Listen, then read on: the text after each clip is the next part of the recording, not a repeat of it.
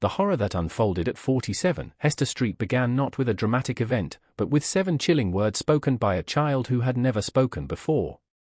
On a cold March day in 1881, during a standard public health inspection of a crowded Manhattan tenement, 7-year-old Seamus O'Sullivan broke a lifelong silence.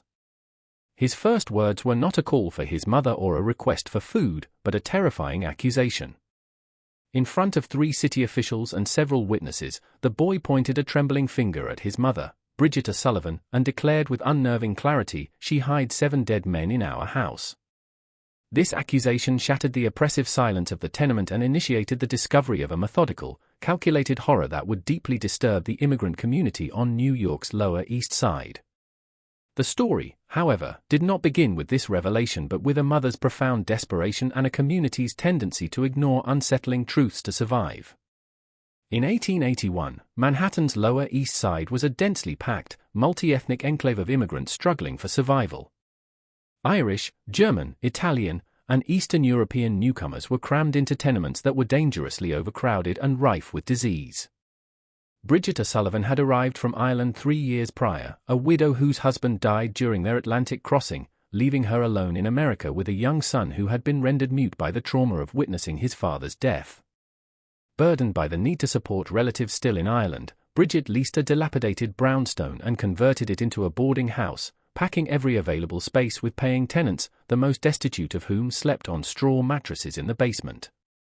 Her son, Seamus, was a silent, observant child whom neighbors considered touched or unusual.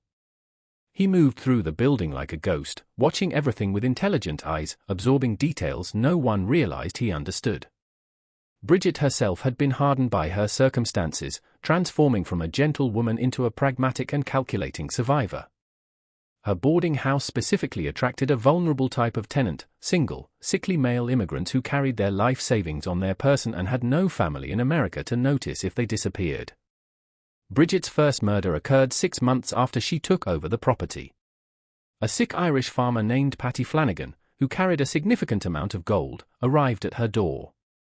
Bridget nursed him with a feigned maternal care, earning his trust. Once his health began to improve, she gave him a special tea she claimed was a family remedy. Seamus, hidden in the shadows, watched as the man drank it and subsequently died in agonizing convulsions.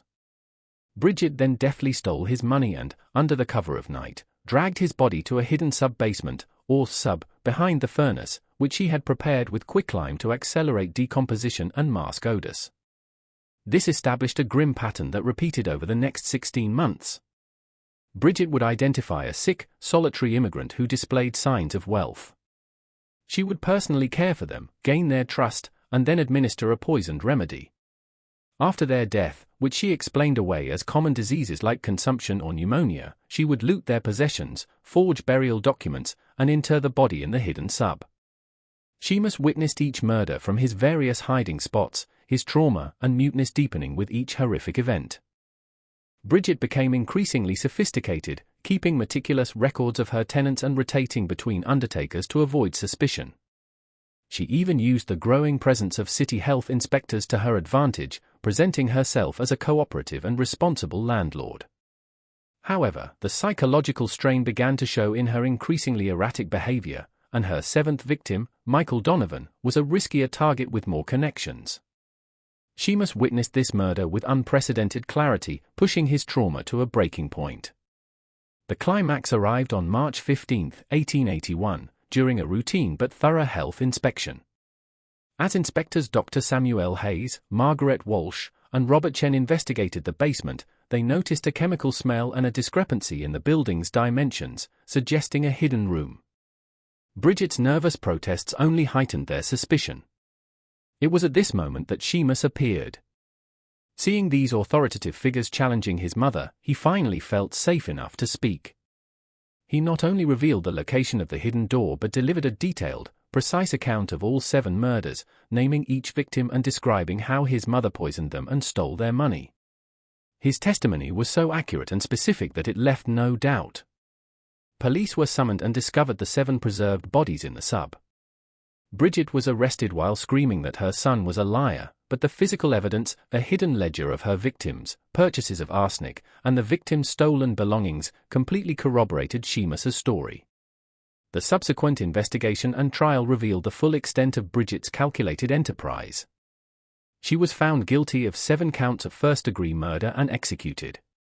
Seamus, now a ward of the state, was placed in an orphanage where he slowly recovered. He eventually overcame his trauma, became a skilled carpenter, married, and started a family, though he carried the psychological scars for life. He lived a quiet, honest life, breaking the cycle of violence he had witnessed. The case of Bridget O'Sullivan became an infamous cautionary tale about the perils of immigrant desperation and the vulnerabilities of isolated communities. It also led to reforms in how authorities tracked deaths and investigated patterns of mortality in tenement housing, ensuring that such a systematic horror would be much harder to conceal in the future. The story endures as a dark chapter in history, marked by a child's traumatic silence and the 7 words that finally ended the nightmare.